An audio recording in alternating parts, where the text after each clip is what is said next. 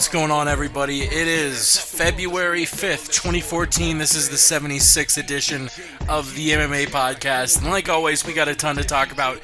UFC 169 was this past Saturday. We're going to be breaking that down. We had Abel Trujillo knock the shit out of Jamie Varner, Alistair Overeem defeat Frank Mir, Ali Bagatinov defeat John Lineker, and Jose Aldo and Renan Barão retaining their straps. We're going to talk about all those fights. We're going to be talking about the latest news. We got Pat Barry signing with Glory, Alistair calling out Brock Lesnar. We got Rumble Johnson back in the UFC facing Phil Davis. A couple lightweight bouts announced for UFC on Fox 11. Let's do this shit. Mama, we did it for the love of the game. We did it, mama. I did it for. Yeah. Mama, we did it.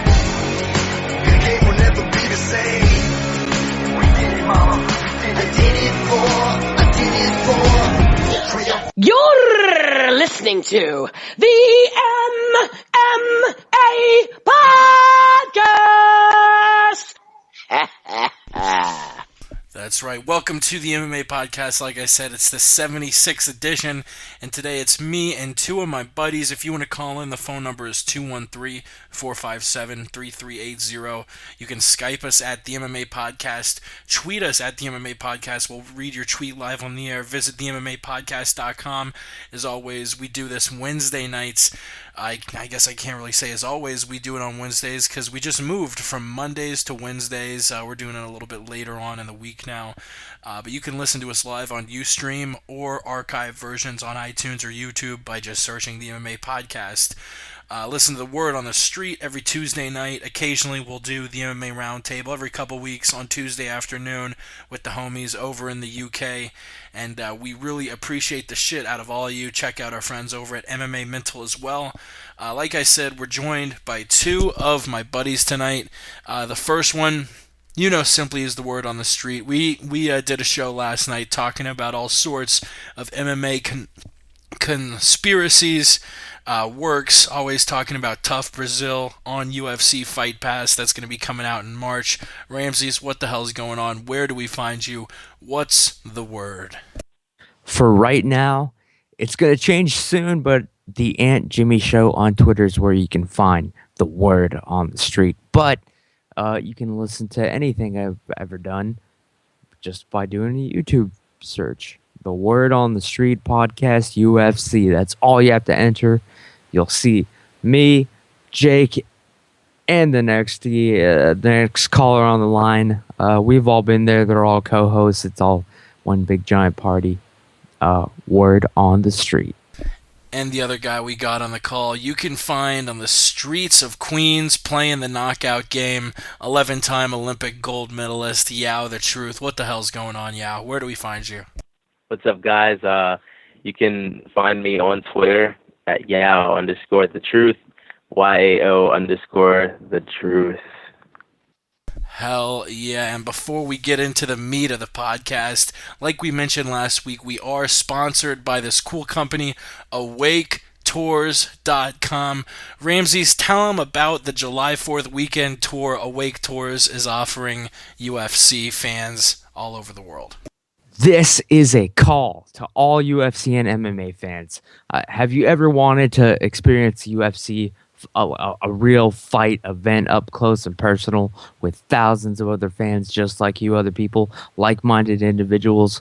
AwakeTours.com has your answer. It's basically the equivalent of taking a Carnival luxury cruise, except you're going to a UFC fight, all right?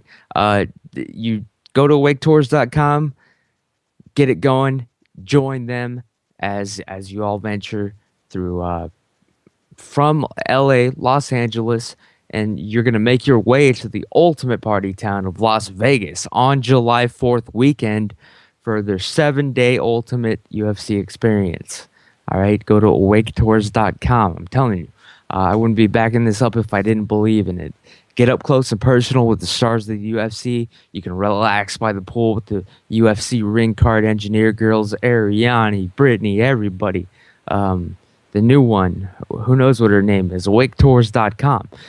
Get up close and personal with all of them, and get trained by some of the best names in the industry as you experience all things UFC, MMA, and fighting related. People, AwakeTours.com.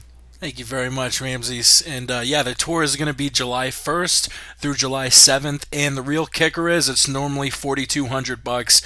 It's on sale for $2,000 or $1,999, like it says in front of you. But let's be serious, people. That's $2,000. Yeah, you're going to get a lot of stuff, all the stuff Ramses mentioned. Actually, getting tickets to the event. They sent me an email a few days ago saying that they figured out a way to include that in the price of the whole package. So you're not just going to be watching the event at some bar in Vegas. If you're going to Vegas, you're going to Vegas for the event, and you will be at the event, and that will be included in the $2,000. You would get a skill and technique session at Eddie Bravo's 10th Planet in LA.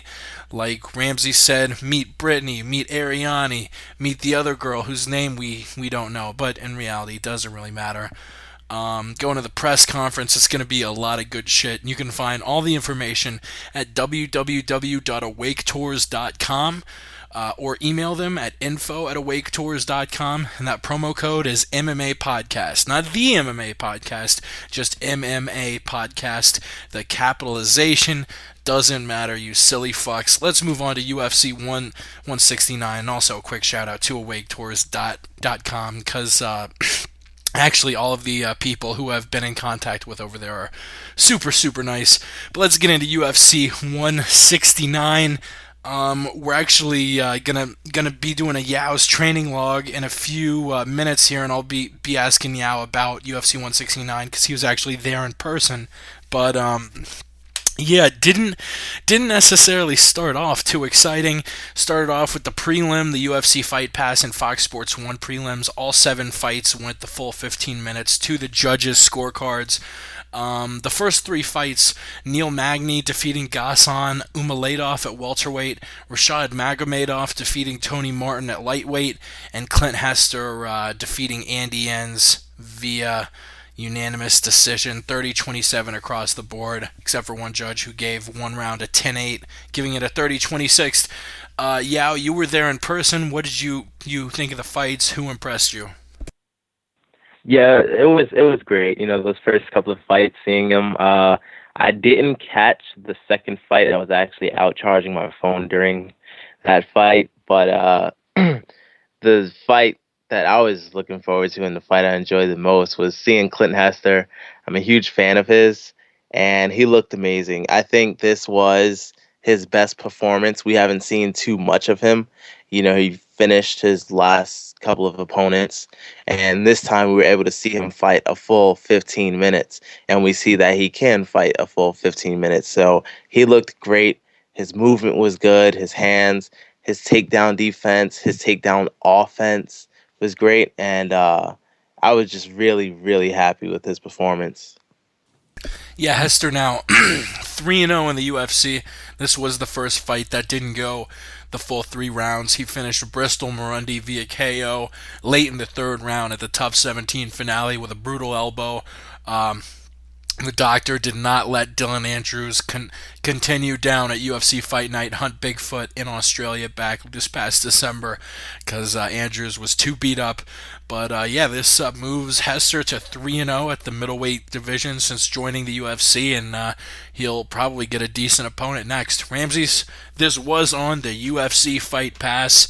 What did you think about the fights? Pass itself was a perfect stream. I should have listened to Coach Huey, though. I asked him what his opinion was on the Clint Hester versus Andy Enns fight was, and he did go with Hester. Unfortunately, I bet against that, and I'm now kicking myself because it's like, man, if he told you, like, but and Coach Huey's my hero. Shout out to him, the living legend in Brazil. Stay safe. But yeah, Hester Enns was the best fight in the Fight Pass prelims that I mean, damn, but Enns is tough, man. And if a guy like Hester couldn't finish him, I mean, a guy like Uriah Hall couldn't finish ends. I think we'll see him again. Hopefully this isn't it for him, man. Give him another chance, man. He's a tough son of a bitch. That's for damn sure. Yeah, I'm looking at his record now. I don't know if he's ever been finished. And his nickname is literally Tank Mode, which I'm sure is referring to his, non willingness to be stopped. But yeah, for losing on one of the judges' scorecards, 32-26, he definitely showed he's got a lot of will, got a good heart, got an iron chin. Let's move on to the Fox Sports 1 prelims. Like I said, a bunch more decisions. Ally Quinta giving it to Kevin Lee. Lee winning the second round 10-8. Actually, one of the judges gave it a 28-27. Pardon me. And Iaquinta actually said after the match that he agreed with that judge that the first round was a 10-8 Iaquinta, the second round was 10-8 Lee, and the third round was 10-9 Iaquinta, giving it that strange 28-27 score. Nick Catone defeating Tom Watson. There were 10 decisions on the whole card. This was the only one that was a split decision. A lot of people weren't very happy with Catone beating Watson. Chris Carriasso in a pretty one-sided fight, in my opinion, against actually, no, this was pretty close. I was wondering who would win. It was one of those when it went to the judges' scorecard. You're not really sure who they're going to give it to, but they ended up giving it to Chris Carriasso. And finally, the most controversial of the 10 decisions on the night, John McDessie losing to Alan Patrick. A lot of people thought John the Bull McDessie did enough to beat Alan Patrick, but all three judges thought that Alan Patrick came out the winner there. It was a close fight. What did you think of the four fights? If Ross was on the call in the Jew's honor, he would be shouting out Al Iaquinta, Serra-Longo prospect, so I'll give him a shout out. Patrick, Carriasso, Catone, and Iaquinta, all winners. Ramses, what did you take away from these four fights? Or did you just sleep through them like a lot of people did? I've got to say, all decisions, correct? The prelims, all decisions. Correct. 7 for 7. I'm not going to trash this card any more than it trashed itself. That's what happens when you try to work an entire, when you try to work the entire card. You're going to see a lot of deals being made and deals being made behind the deals. All right? Nobody tried to go for the finish. Nobody. It was very embarrassing to the UFC. But Ally Quinta, I guess, shout out to Power MMA and Ray Longo. And actually Alan Patrick, he won probably solely based on the backflip alone he did at the weigh-ins, and that's all I have to say or think about this. Yeah, I didn't mind seeing all decisions as long as the guy's actually fighting. You don't have to finish a fight. And in my book, you just have to win. And, they were fighting to win, though it was okay. I really enjoyed the Ally Quinta and Kevin Lee fight. I really thought Kevin Lee could get it done. I thought he did. They were throwing around 10-8s ridiculously, but whatever. But that fight was, the best fight out of those prelim fights. But also, the main event prelim was good with John McDessie. I really thought he would get it done also, but, Alan Patrick, I guess just his ruthlessness and his aggression won him the fight. The other fights were good, not too much to talk about, but overall, good card. Word. And we'll move up to the main card. The first fight there, Ramses was saying that nobody on the card was going for a finish. Nobody. I do agree somewhat. I think that not many people on the card were going for a finish. But you know who was going for a finish? Abel Trujillo. He was backed into a corner. He was getting beat the fuck up. And in the second round, I believe about halfway through that second round, 232, unloads on Jamie Varner, knocking him senseless from the moment his glove touched Varner's chin. Varner went down, landed on his face, was completely unconscious. It was an amazing knockout, a knockout that earned Abel Trujillo $125,000 from the knockout of the night, which was 50, and fight of the night, which was 75. Varner also earned 75,000. There was no sub of the night, obviously, because there were no submissions on the card. But, yeah, you were there and you saw it live. What did you think of the knockout live, and what do you think of Abel's chances going forward as a title contender in that staunch lightweight division? It was great. I never had a moment like that before where I actually jumped up, like at a UFC. That was my second UFC event. I've been to other fights, other MMA promotions, Muay Thai, kickboxing, but that was the first time I really jumped up like, holy shit. Like, that was amazing. Abel, he lost the first round. He was losing the second round, and then he comes back to win. And that's what I really, really appreciated more than the knockout itself, more than the fight itself. I like that Abel knew that he had to he had to win this fight and he had to finish it. He was already down one round and he was losing the second. And to come back like that and just finish the fight when you know you're down is amazing. Abel training with the Black Zillions, my favorite camp. He's one of my favorite fighters at 155. I think he should be fighting for the title at this point. That's all I'm going to say. For sure. Ramses, what did you think? Abel versus Varner. Incredible fight. Definitely not a work. Well, hopefully you had that drop ready so I don't even have to waste my voice explaining the fight fact. was a work, people. Exactly. There you go. Thank you. Damn, fucking Spider-Man over there with the trigger finger on the drops. Good job. But yes, Varner Trujillo, that was almost like I was laughing because it was so cheesy. Like, I saw it coming a mile away. Watch it again, people, in HD, which I did because I pay for the pay-per-views in HD. All right, I don't get some shitty online stream, and I'm not just hearing voices in my head telling me what's happening. Oh my God, please, it's time to stop the fight. He's out. He's gonna have to knock him out to survive. And then all of a sudden, Trujillo, suddenly he's against cage. He's getting rocked. He's pretty much like arguably out on his feet.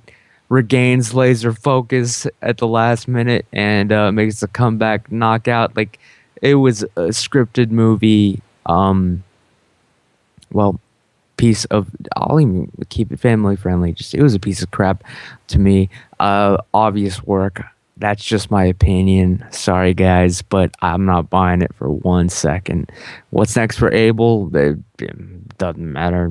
Varner put him over. He'll be a gatekeeper for the next guy that's gonna get an excuse for a title shot.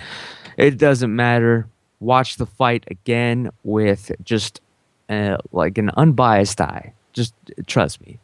This thing looked like a movie scene. Just two guys trying to play out their favorite movie scene. Pulled punches all the way, 100%. Word on the street. It is possible that I am just smoking crack and that you are all right. Exactly. Another Ramses drop I love. I don't even remember doing that one, but I know I did. Yeah, Varner. It was very apparent that Varner was out. I mean, as much as you want to call it a work, Varner was definitely not conscious when he fell to the ground. But you know what? It is the MMA podcast. I agree with that. It is the MMA podcast, and everyone is entitled to their own opinion, as hackneyed and wild as they might be. Yep. I'm just saying, there's a reason they call it the phrase "taking it on the chin." Sometimes you got to, man, and sometimes you got to get knocked out. And in case you didn't notice, Varner took home at least $100K for that. He took home 75 for fight of the night, because the rest of the fights were pretty shitty. We are gonna get back to UFC 169 in 1 second. Finish up talking about those last 4 fights. The flyweight fight between Bagatinov and Lineker. Overeem just completely giving it to Mir. I believe the strike total was 139-5. Jose Aldo defeating Ricardo Lamas 49-46. And Renan Barão in that semi-controversial win against Uriah Faber. First and foremost, though, our boy Yao has got a event coming up this Saturday. So it's time for Yao's training log. That's right, people. Yeah, first and foremost, we are going to talk about you getting ready for a Saturday, but UFC 169, how was that, dude? Did you have a good time? Yeah, it was awesome. I went with a buddy of mine, Ross. Some of you may know him, some of you don't, but it was great. I love the atmosphere of, like, you know, fighting and a fighting show. Word, yeah, so Abel versus Varner definitely stood out. Any other fights stand out from, being there live? Yeah, the Aldo fight. That was great. It was, totally outclassed Ricardo Lamas. Which fighter had the biggest crowd reaction walking out to the ring? Was it Aldo? It was, I would have to say, Uriah Faber. The Wow. entire place went crazy. Like, he's definitely a huge draw. Yeah, and we'll see if he gets another title shot anytime soon in the UFC. Let's get straight to training. Tell us about the event coming up on Saturday. Yeah, I have another jiu-jitsu tournament on Saturday. I'll be competing in the gi and no gi divisions at 162 pounds. This will be my first tournament in the blue belt bracket, blue belt division, so it's going to be tough. No more white belt tournaments. Yeah, I was gonna say, just rolling with like partners and friends in training. How much of a step up in competition is it gonna be from white belts to blue belts? I'm sure it's gonna be huge. Yeah, it's really big. The gap is huge. The blue belts, you're competing with guys that have competed in China, Abu Dhabi, Japan, Brazil. Guys these are world-class guys. So, and you won't find too many white belts that are competing in areas like that. So, it's gonna be tough. Word. Well, you were talking with us before. You're in the process of waterlogging now. What exactly is that? Yeah, waterlogging is basically I have a couple more pounds to lose. You fill up on as much water as possible, and about 24 hours before the weigh-ins, you'll stop drinking water, and it'll just keep coming out. Your body gets used to having a lot of water, and once you stop drinking the water, it just comes out, and you'll lose the weight like that. So when will you start cutting, and when do you need to weigh in, and what do you weigh now? All that good stuff. Yeah, I'll stop drinking water tomorrow midday. The weigh-in's on Friday at 5. I'm 166 right now, and that's with tons of water inside of me. Like, I used the bathroom like 11 times today. I was telling you guys earlier. So I'll stop drinking tomorrow, and after I stop drinking water, I'll probably get down to like He's 163. talking. Sorry to interrupt, but you're talking about like drinking water like it was like quitting drinking alcohol, dude. Stay hydrated, man. Don't kill yourself, man. You can make this weight. Do the minimum to make the weight. Don't try to be a hero and overextend yourself, man. Because there's a super flu going around. That's the word on the street. Absolutely. Thanks, Ramses. Word. Well, anything else training wise? You're gonna compete on Saturday, so are you taking it easier than normal just so you'll have a lot of energy for the competition? Yeah, all the hard like drilling and rolling training is done at this point.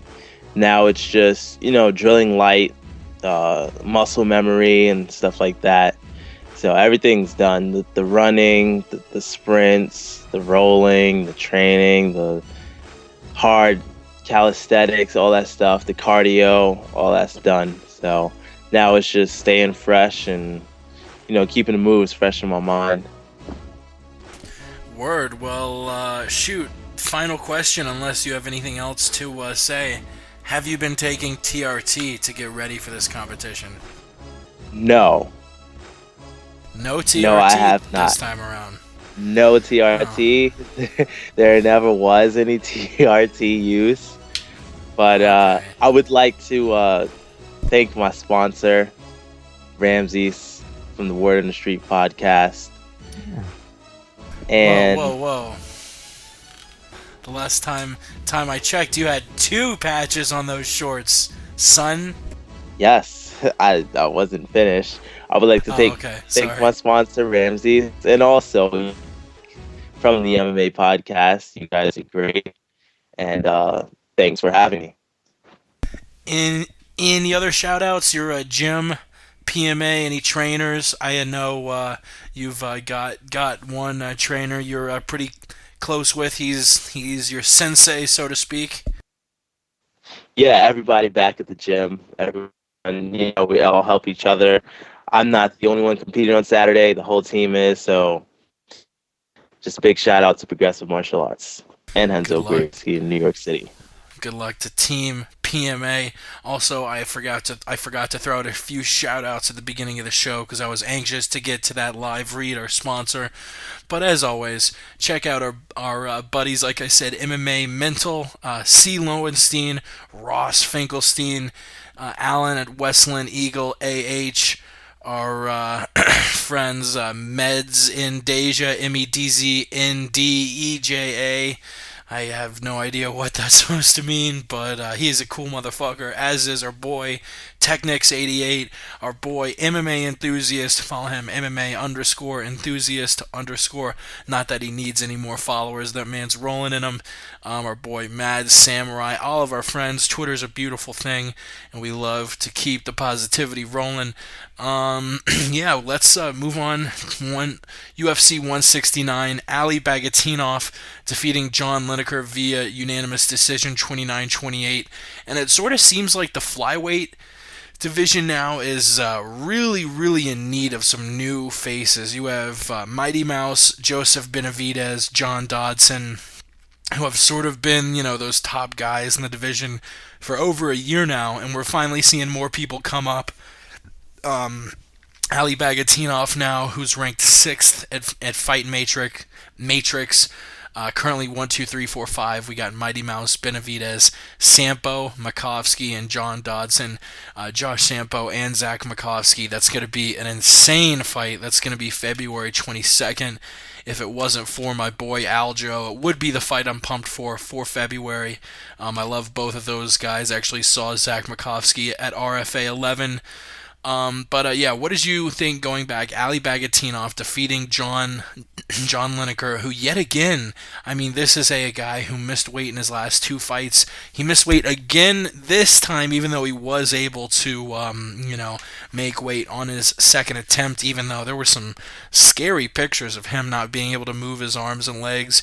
But Ali Bagatinov, after the winner of Sampo and Makovsky, could be, just a fight away from a title shot. Do you think Bagatinov is just a fight away? Do you think he has a chance of beating Mighty Mouse? What is the deal with Ali Bagatinov? Because to be completely honest, there was not much to talk about in that fight. Lineker definitely had his moments. He is definitely one of the most powerful punchers at 125, but Bagatinov had an awesome game plan, and I agree, won that fight 29-28. Ramses, I'll throw it to you first. What did you think of Lineker Bagatinov, and what do you think of this Bagatinov fella? Well, this fight definitely had not work written all over it, but it had some questions written all over it, starting at the weigh-ins. Lineker misses weight by a pound, of course, so he's got a pound to make up. He's got 2 hours, but according to credible MMA media source, I don't know how to pronounce his name, Mark Raimondi.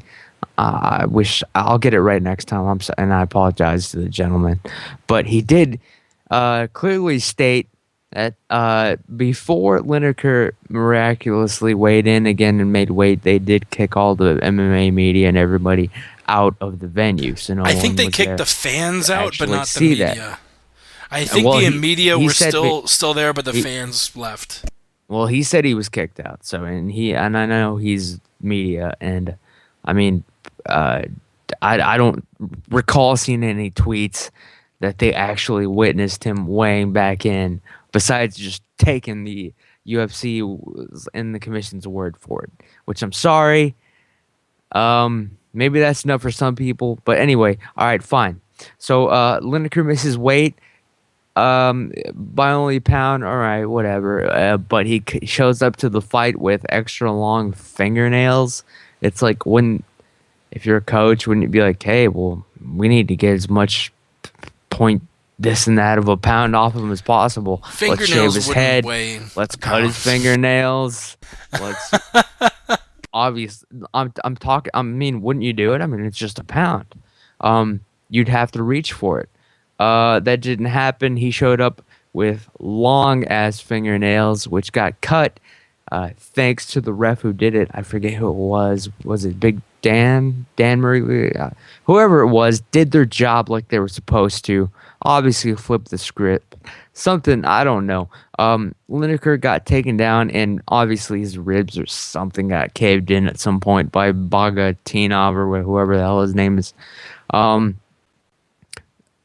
don't know what to make of this fight, except I know that John Lineker has got more chances than most fighters deserve. So this one perplexes even me. But when I do have the word on the street, I'll give it to you. That's it. Word on the street. Yeah, what did you think of Lineker Bagatinov? I actually didn't catch this fight, like, in person. I was watching it in the lobby on the television. I was with Ross. He was doing some stuff.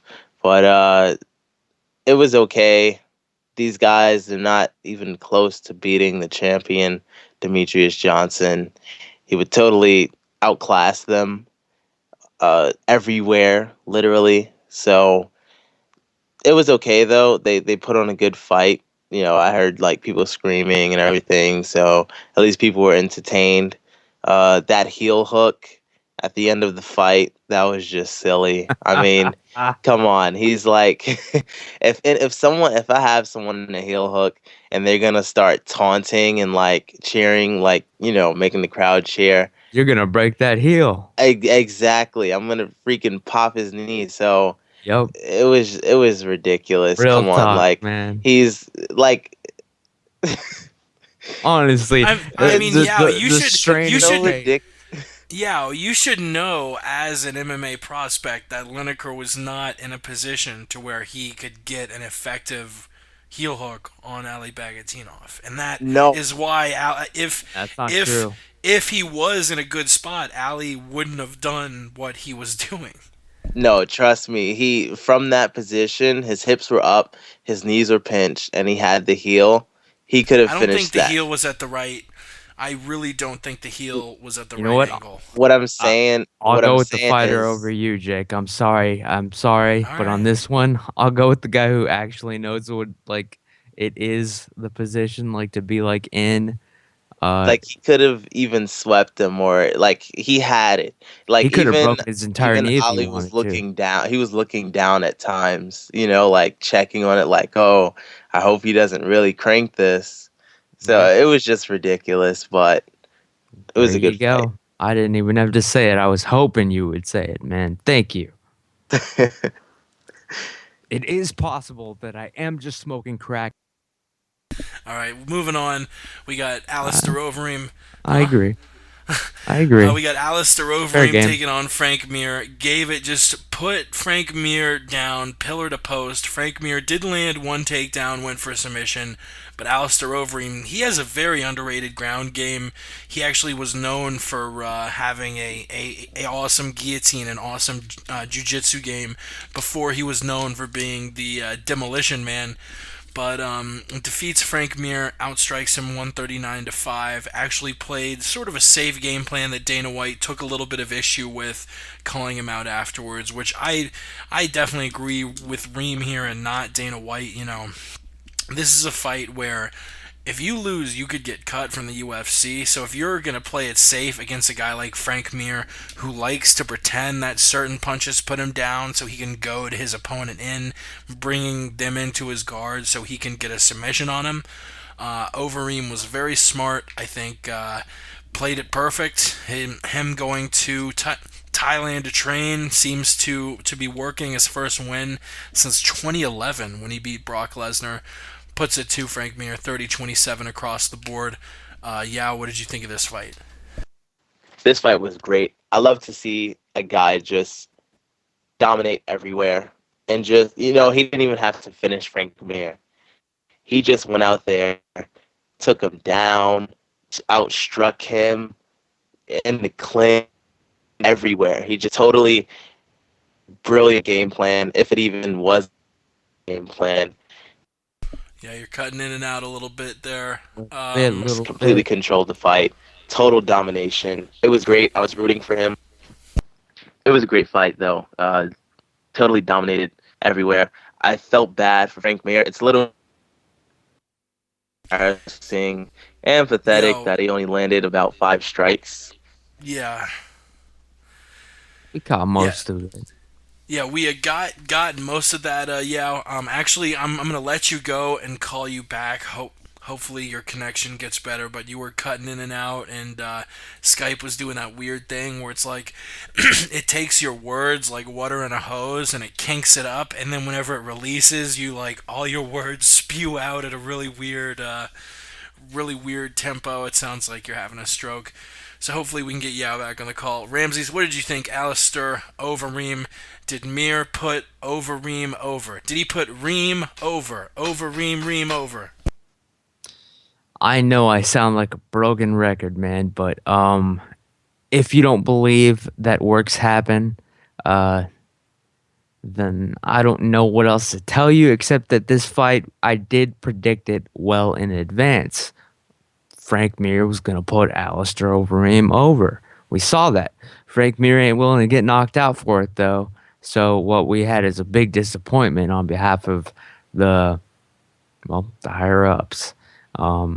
Even calling Alistair's performance crappy, which, obviously what perplexes me is as a promoter, you'd want to be claiming that Overeem was so dominant.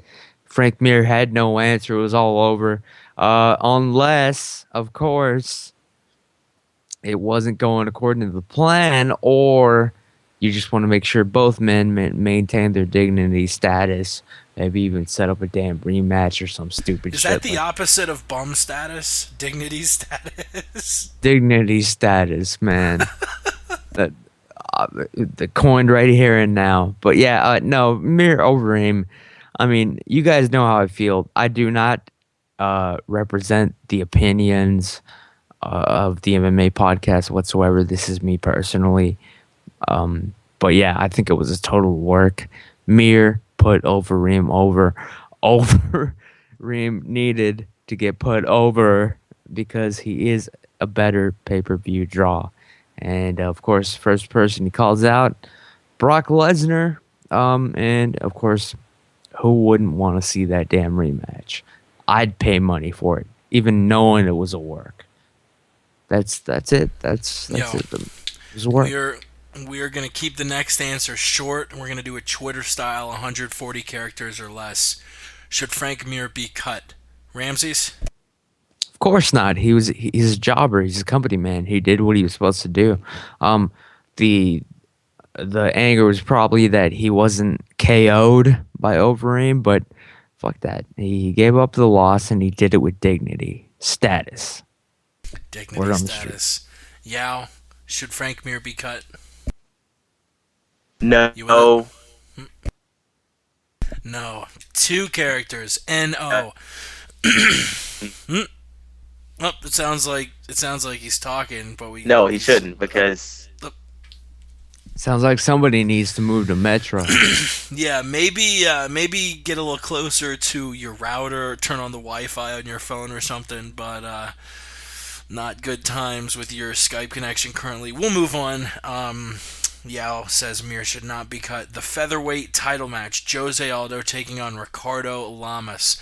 And in typical Jose Aldo fashion, he dominated Lamas the first 4 rounds, sort of tuckered out in that 5th round, sort of like Hominick did to him. He's shown that he fades out a little bit toward the end of a 25-minute fight. But you know what? I can't blame him. He is the number 2 pound-for-pound fighter, in my opinion, behind John Jones. And Ricardo Lamas is not a slouch at all. I mean, this... he proves over and over again, he is just in a different world. I mean, since joining Zuffa, dude went like 8-0 in the WEC. He's now defended his UFC featherweight championship 6 times. I mean, seriously, we are 4 title defenses away from him beating Anderson Silva's record of title defenses. And the kid is only, what, like 24, 27? Yeah, he's 27. I don't know why I thought 24, but yeah, he is something else. Yao, you said one of the best things that you saw at UFC 169, aside from the Trujillo knockout, was Jose Aldo. What did you think about his fight versus Lamas? His fight versus Lamas was amazing. I mean, like, he is a guy, like you said, he's like in a different world. I mean, the level. Man, just as I'm typing in the chat, Yao, your connection is much better. I think you faded out again. Yeah. Yao, are you with us? Yao, the truth. You're on his level. That's where we got cut off. Yeah. I'm gonna have to do a boot him off. I don't know if I can keep dealing with this. Gotta move to Metro. We'll try and add him back in a few minutes. Maybe the connection is just a little shitty temporarily. Ramses, what did you think of Jose Aldo Jr. really putting it to the bully Ricardo Lamas? I actually don't really remember this fight too much. Did it go the distance, or no? There was the first. It went the full 5 rounds. Okay, well, decision number 10 on the card. Yeah, why didn't Jose Aldo use the what is it, the leg destruction that the leg kicks? Why couldn't he put away Ricardo Lamas? I don't know. Except for I honestly don't. I can't even come with bullshit on this one. I don't know what to make of this fight, but definitely Ricardo Lamas never had a chance. That's for damn sure, because nobody's buying a Lamas pay-per-view. All right, I know you want to put it in Mexico as soon as possible. Move the UFC's, like, you want to get that Mexican mojo going, but Ricardo Lamas was not the man to do it. I mean, Jesus, he speaks perfect like English. Yeah. So yeah, I don't know what to make of it, man. I don't know. No opinion. I'm sorry. That's all I can bring to the table.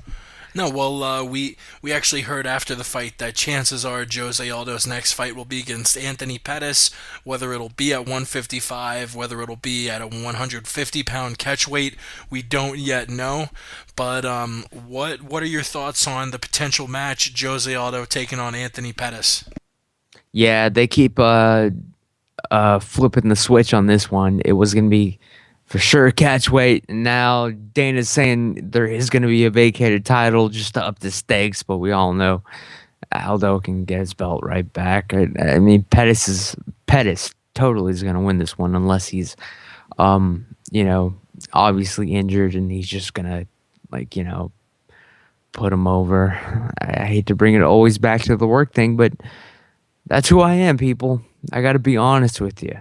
I mean, it's still real to some of you, damn it, but not to me. But no, this fight, Pettis Aldo, I don't give a damn what weight it goes down at. I'm gonna fucking buy it. UFC pay-per-view sold. Pettis versus Aldo. They can fight at 155 pounds. They can both gain 100 pounds and fight at fucking heavyweight. I don't give a fuck. I'm gonna watch this fight and pay for it, because you know what the UFC does right. they give the fans at the fucking fights that they want to see. That's the end of the story. So who do I got? Pettis, I guess, but UFC's got my money. That's for damn sure. Word on that. Pettis Aldo, I've got to go with Jose Aldo until I see, someone beat him. I mean, he is just so skilled, whether we're talking about Brazilian Jiu-Jitsu, whether we're talking about head movement, whether we're talking about leg kicks. He is so good. And, I have Aldo beating Pettis, not by a lot. I think Pettis is very skilled. I think people still don't give him enough credit, but I got Jose Aldo in this one. Moving on, the final bout we're going to talk about, Renan Barão versus Uriah Faber. A lot of people were talking about it potentially being an early stoppage. It was stopped in the first round. What happened was they're fighting. Barão had dropped Faber twice before. He drops him a third time. Faber trying to do something, just goes totally prone when he's dropped. Barão comes into sort of a side control position to start punching him in the head. Faber gets on his knees, so he's sort of in this position where he's on his knees, but he's still turtled up, sort of grabbing Barão's leg with his left hand covering his head. So all Barão's hammer fists were hitting were hitting Faber in the hand and the shoulder. A lot of people thought it was an early stoppage by Herb Dean. I don't personally think it was, but before we talk about my opinions, Ramses, did you think it was an early stoppage? What did you think of the fight? Definitely early bullshit stoppage. But I mean, I'm not saying Faber was going to win by any means, but that was an early unfair stoppage. He was given the hands up. Renan Barão, watch it again, people, in HD. I'm sure I know you, even if you didn't pay for the pay-per-view like I always do, you can still pull up the fight in HD, watch it again. Uriah Faber gives a thumbs up, and Renan Barão won like literally via shoulder strikes and looking at the ref, which is probably, and Herb Dean is one of the best in the business, referee Herb Dean. But the fact that Renan Barão's looking up at him and throwing these punches at Faber's shoulder probably made Dean miss the actual thumbs up from Uriah Faber. And we talked about it. The turtle defense is actually effective in this exact situation. You're not absorbing any damage. You're just, even if you're using it to recover, I mean, damn, that's like, the fact that you're turtling up, quote, is the fact that knowing that you can't be punched in the back of the head, spine, or or the back of the head with the spine. It's an intelligent defense. If you're not It's getting not, though. clearly rocked. Turtling up is the opposite of an intelligent defense, and it's, I mean, yes, if you're on the street and someone's punching you in the back of the head or in the spine, turtling up is the right thing to do, but an No, it's intelligent not. defense is What are you actively moving talking around. about? If Uriah Faber had stayed in that position the entire round and Herb Dean wouldn't have stopped it, there would have been an outcry, because you can't spend any extended amount of time turtled up like Uriah Faber was. You will hear people say, the ref stopped the fight because he was turtled up, because that's what refs are supposed to do. When a fighter's turtled up, you stop the fight. And the thing about the thumbs up, a thumbs up is by no means amnesty to having a ref stop or not stop a fight. Well, in a street fight situation, turtling up is And- actually one of the worst things you can do, Well, because you will get hit in the back of the head and the spine. There's a you make reason you in make a M- in very MMA. good point. Yeah. You will make a very good point in that Barão's shoulder strikes weren't doing anything, and they weren't. And Barão probably could have been throwing those strikes for hours, and all Faber would get is a bruise on his shoulder. And I think there definitely need to be certain tweaks with the MMA rulebook. But what it says now, if a fighter is just turtled up, whether he's being pitter-pattered in the back, kneed in the side, punched in the shoulder, the only thing I look at, and I sort of agree with Herb, Uriah Faber didn't move for about 9 seconds, and Renan Barão was able rocked, to land. yes, and was Renan Barão intelligently- was able to land about 20 strikes in that period. After strike number 5 or 6, you can see Herb Dean telling Uriah Faber. He's not telling him, "Are you okay?" He's not telling him, "Can you make a thumbs up?" He's saying, "Move, do something."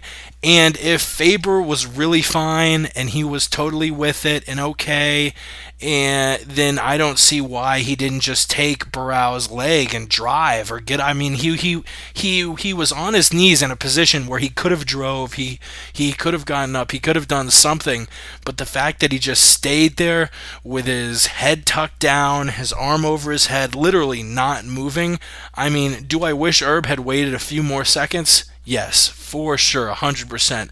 But the fact that Herb erred on the side of fighter safety, I really can't blame him for that whatsoever. I somewhat agree, but I mean, the man, like Faber was, I mean, I'll admit it, was getting his ass handed to him. He was rocked, but he was intelligently defending himself at the time in the fact that he was covering up and recovering, which people don't take into account. Like, he was rocked, but he was avoiding further damage while attempting to recover. I bet if it would have gone on another couple seconds, you would have seen him go for the leg or something. So yeah, early stoppage. That's my. I mean, we'll be here hours debating it. But the turtle defense would you have is liked legit to let in Herb MMA. let that fight go? Simple question: how long should Herb have let it go from the time where he stopped it? Like, wait until Barão lands 50 punches, 100 punches? Like, I mean, it obviously can't go the entire round. Yep. In answer to that, I'll say there was more reason to stop the Varner versus Trujillo fight than there was to stop Faber versus. But there was Barão. no point where Abel was face down, turtled up, with Varner landing unanswered It was even worse. strikes. He was up against the cage. He was standing up, and standing up. Standing up is completely different rules-wise. No, you can be out on your feet. I'm not It talking about happens. common sense. It happens if you and take it too many does, mechanics or and sleeping it does. pills. But being on your feet and holding your hands up, that's intelligent defense. Being on the ground, face down, with your hands over your head, not moving, that's not intelligent defense. He was getting the shit punched out of his face against the fence. Barão I definitely think it was close, and by no means am I saying that Barão Faber was an obvious stoppage and it wasn't close, and Varner Trujillo was an obvious non-stoppage and it wasn't close. There is no obvious red line to say, well, this is an obvious stop and this is not an obvious stop. You're right though. I mean, if you're going to stop Barão versus Faber due to shoulder strikes and he's done, you should have stopped also the Varner versus Trujillo fight. The Diaz-Maynard fight. Unfortunately, there is no line. It's up to the ref.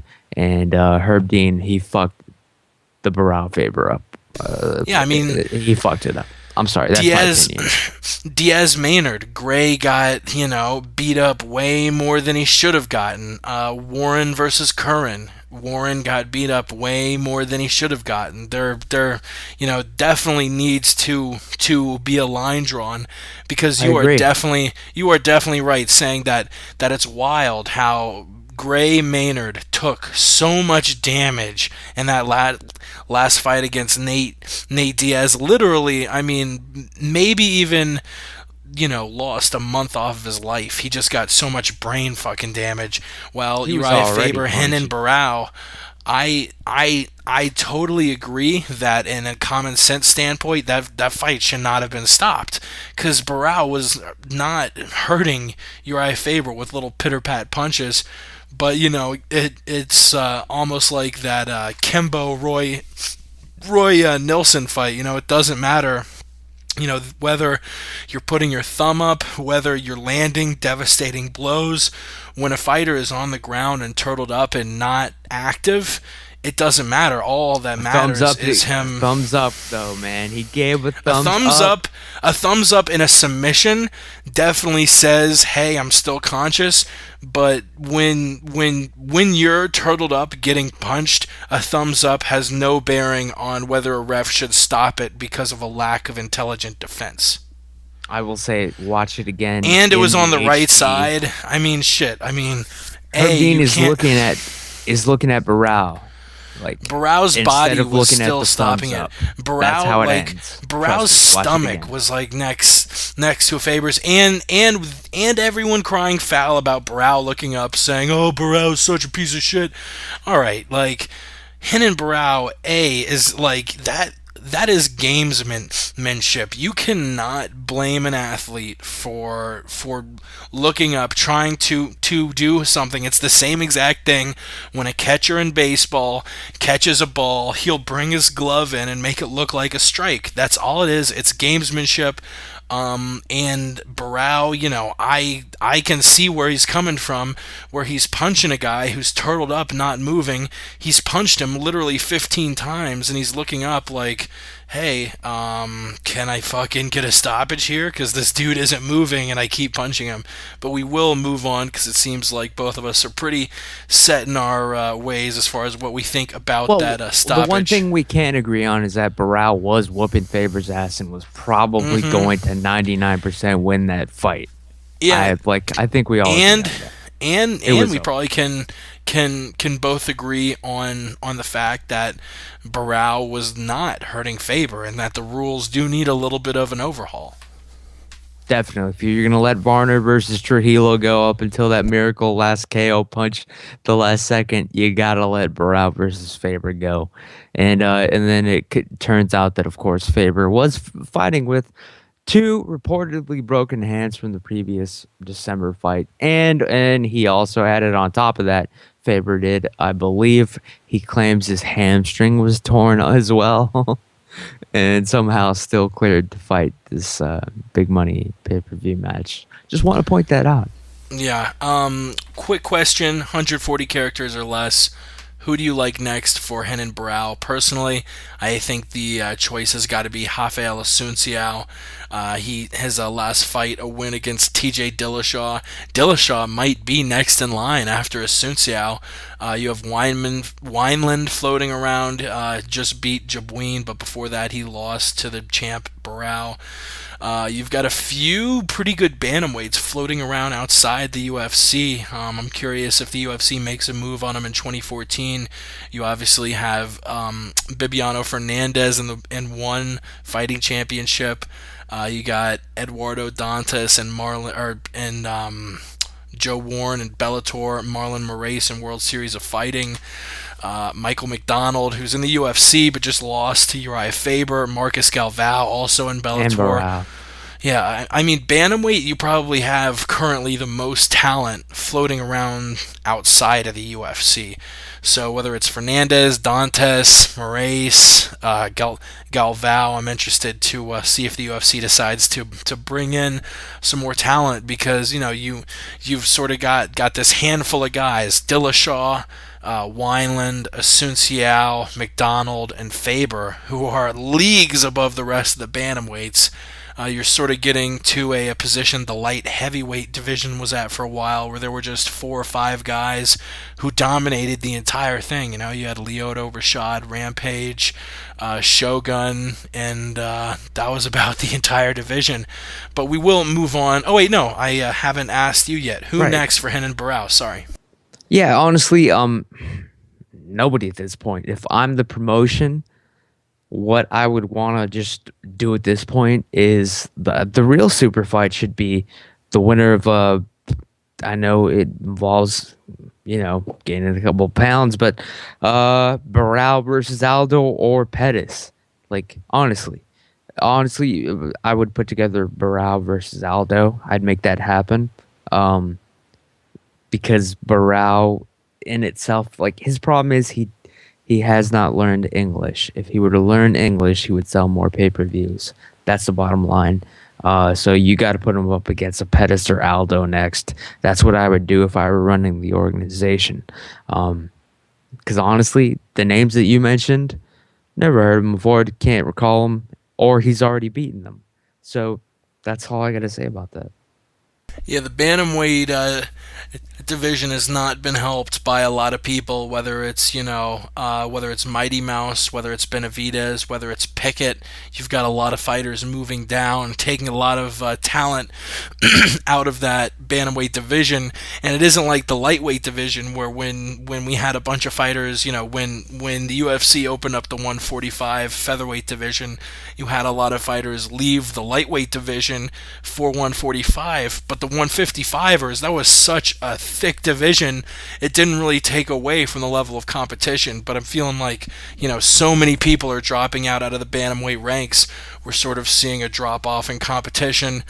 Any other notes, facts about the card you want to talk about before we get to the stat of the day and listen to some of the highlights of the post-fight press conference? Just that I loved the pay-per-view. It was worth every fucking penny, even though I know most of the fights were works, in my opinion. I loved it. I would buy it again, would repost, retweet, whatever it's called, whatever the phrase is on the internet, would definitely do again. Good pay-per-view. 10 out of 10 would bang. Let's get to the stat of the day, people. Stat of the day! Stat of the day! Stat of the day! Stat of the day! Here comes the stat of the day! UFC 169 was criticized by many for being a boring card, and you can't blame the critics.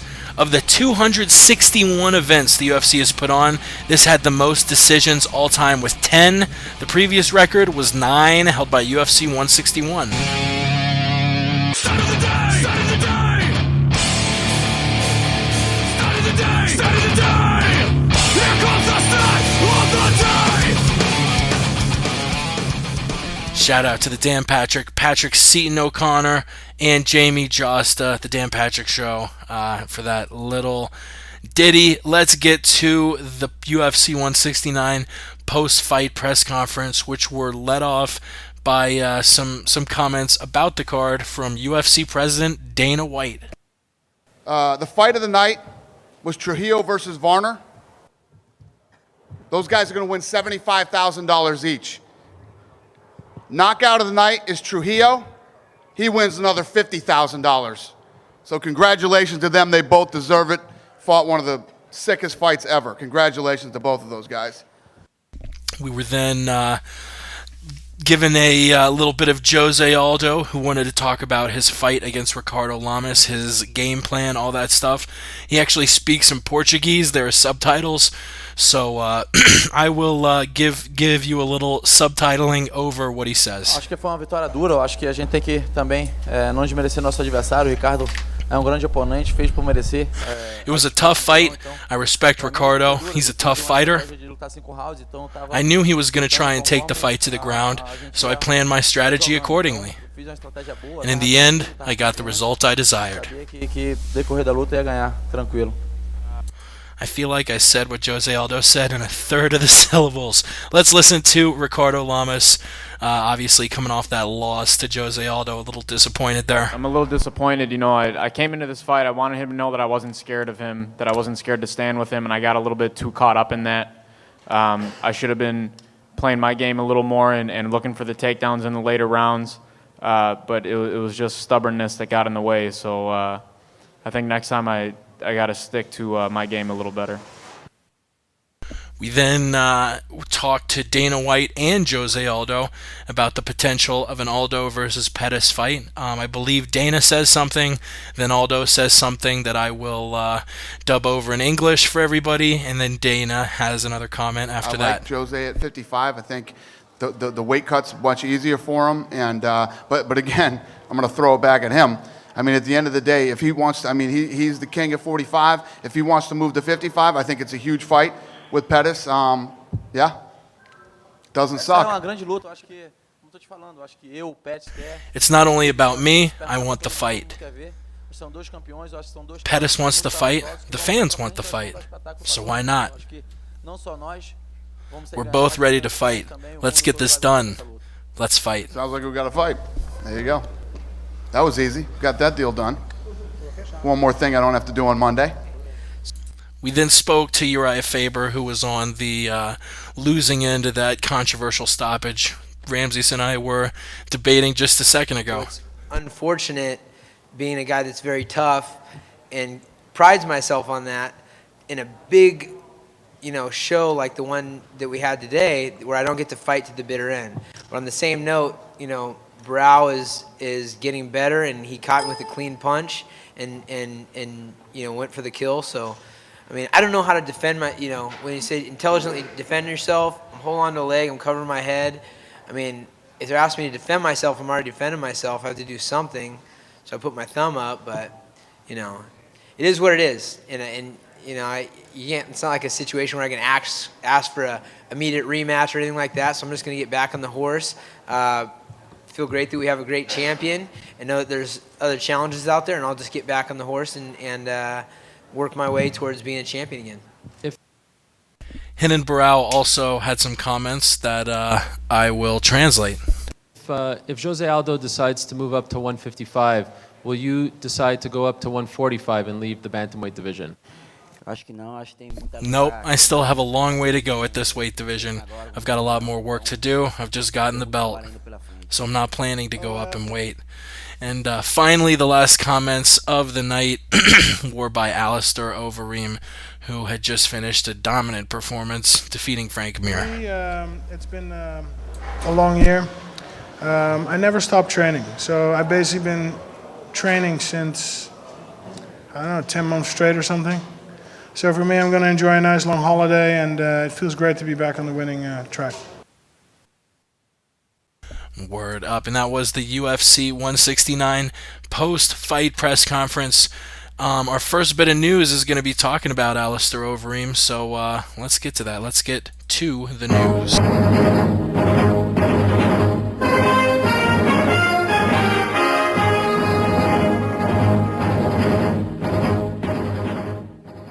And just a little update, I've been texting Yao back and forth. It looks like Yao's Skype for some reason fucked up. His router was working fine, but his Skype client wouldn't even let him connect back to Skype.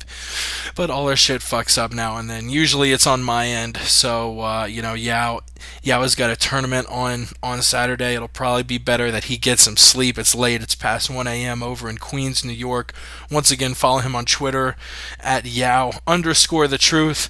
Ramses, looks like it's just going to be you and me the rest of the show. What do you think about that?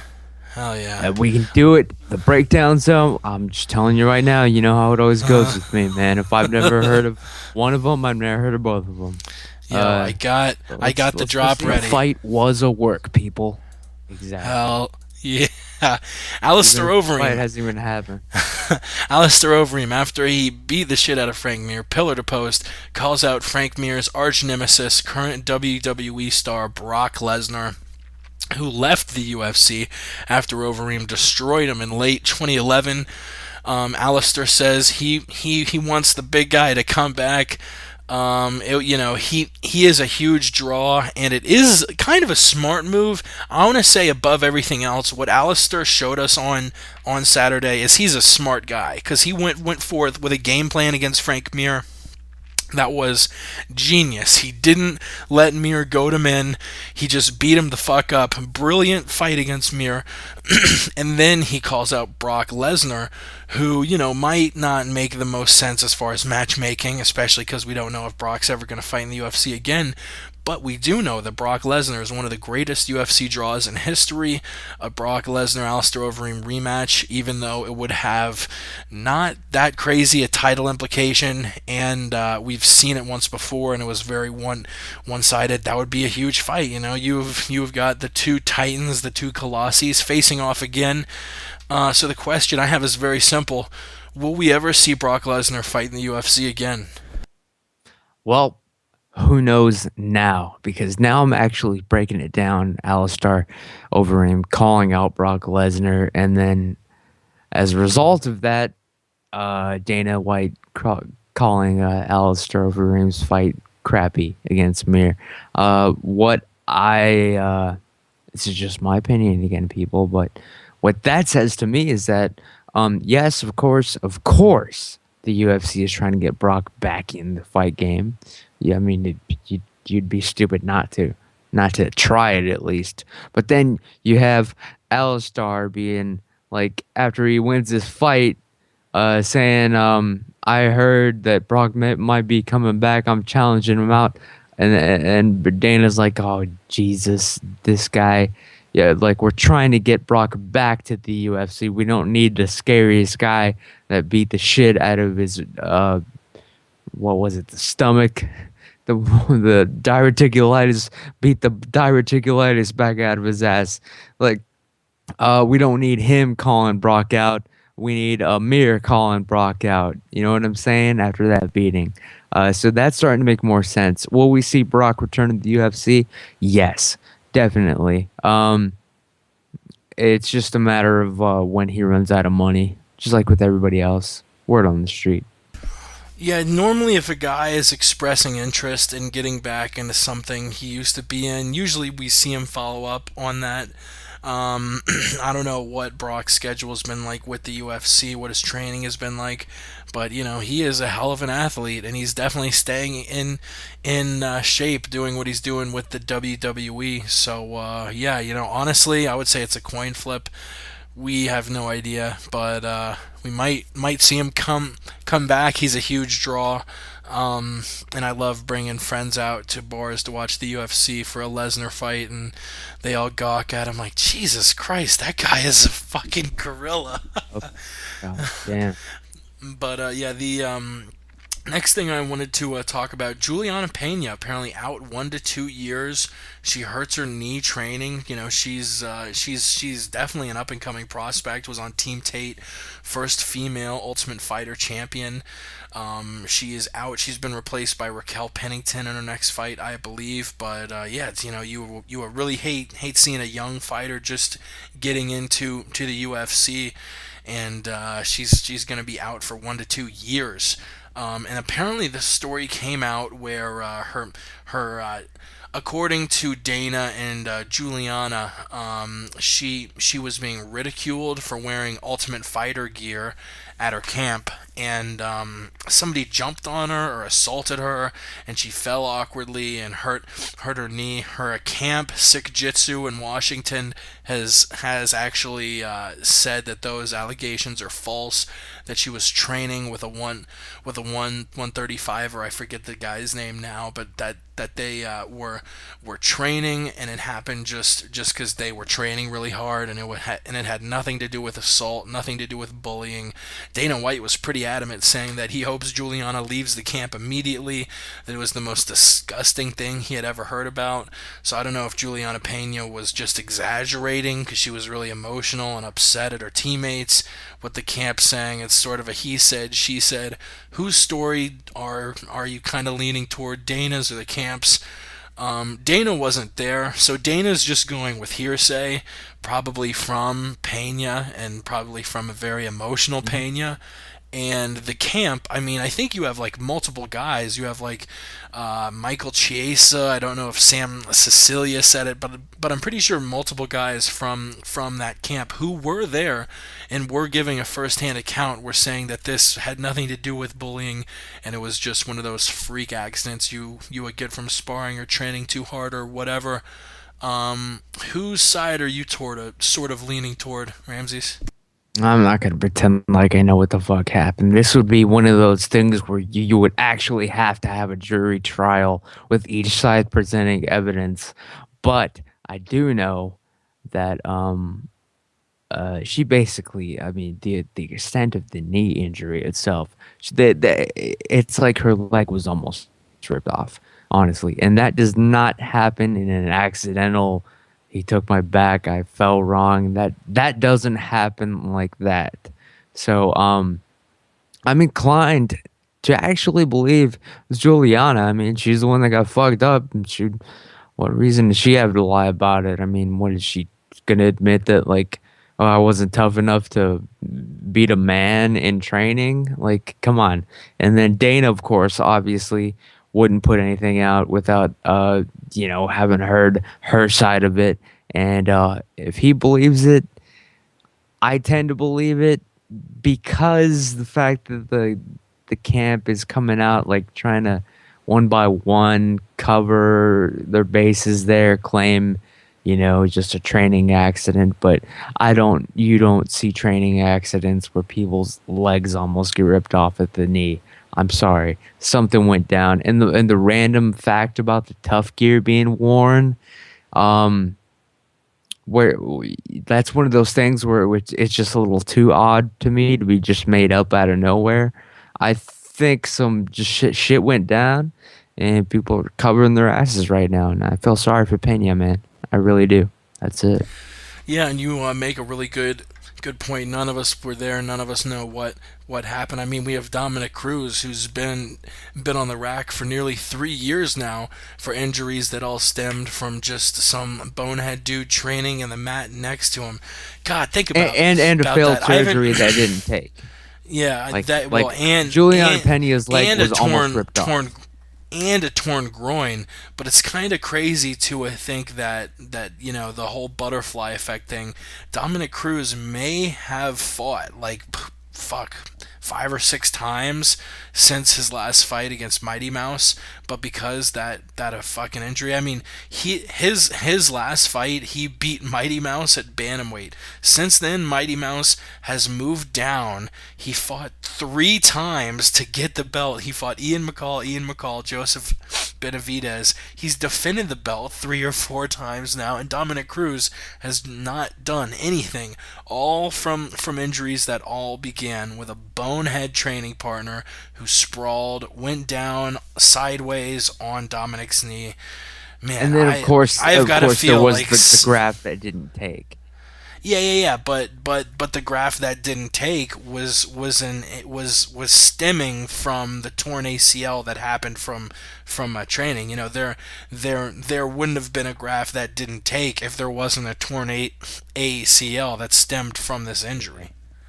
Well, so let's both agree. I mean, Cruz, man, it's a crazy world. He's going to live the rest of his life wondering what he could have done.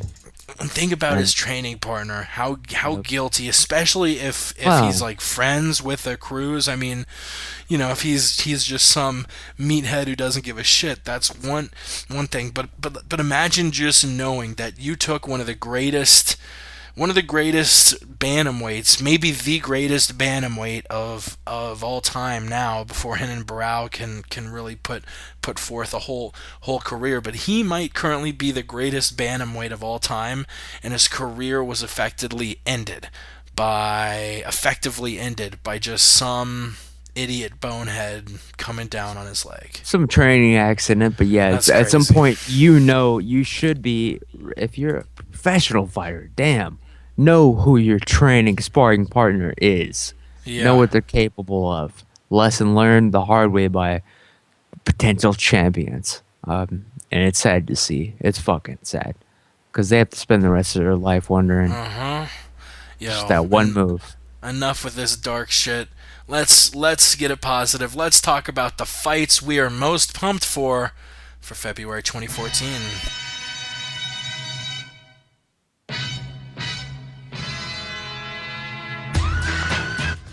Alright, I'm going to start it off with Yao's pick. Yao had a fight ready, but unfortunately the man's internet shit out.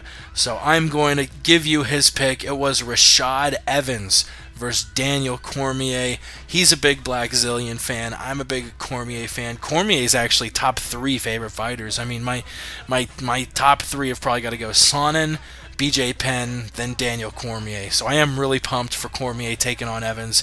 His debut at light heavyweight, seeing how he does. I've been saying since 2012, for the last couple years, I've been saying the fight I most want to see in mixed martial arts, not GSP Silva, not Silva Jones. I want to see Daniel Cormier fight John Jones, and beating Rashad Evans would be a logical next step to that. For my pick, I've got to go with my boy Aljamain Sterling. He was on this very show in November. We were talking about him rising up the MMA prospect ranks, and I love that probably the most hated character on the MMA podcast, Brian Caraway. I've said a lot of horrible, profane things about him. He was supposed to fight Lucas Martins, got injured. Aljamain Sterling, the prospect from New York, fighting out of Cerro Longo. He has been signed to the UFC.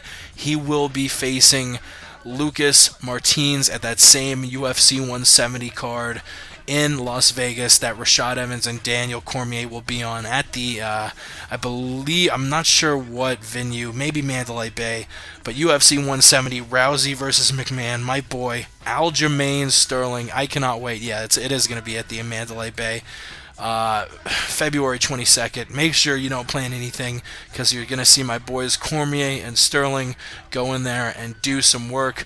Ramses, what is your fight you're pumped for February 2014?